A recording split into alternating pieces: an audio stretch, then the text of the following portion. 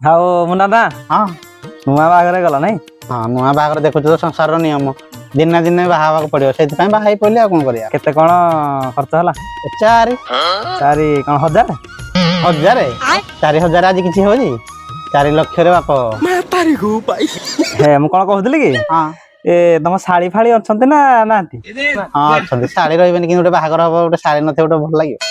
ଶାଳି ଅଛନ୍ତି ନାଇଁ? ହଁ ଗୋରା ନା କଳା? ଗୋରା କଳାରେ କଣ ଅଛି ଗୋରା ଗୋରା ଗୋରା। ନମ୍ବର ଫମ୍ବର ଟିକେ ମିଳିବ? ନମ୍ବର କିଛି ନାହିଁ ଦେଇଦଉଛି ଆଉ ନମ୍ବରଟା ଲେଖିଦେ। ଡାକ ନମ୍ବର। 99 ହଁ ହଁ 99 37 66 1350।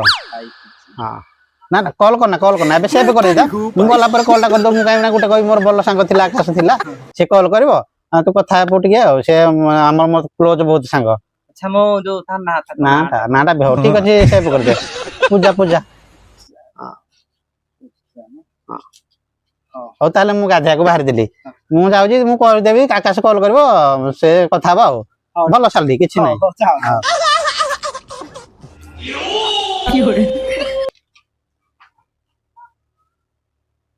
ହ୍ୟାଲୋ ହଁ ପୂଜା କହୁଥିଲା କି? ଆରେ ପୂଜା ନୁହଁ ରେ କଣ ହେଲା? ଟେଣ୍ଟ ବାଲା ଅମିର କହୁଛି ପଇସା କେବେ ଦବୁ?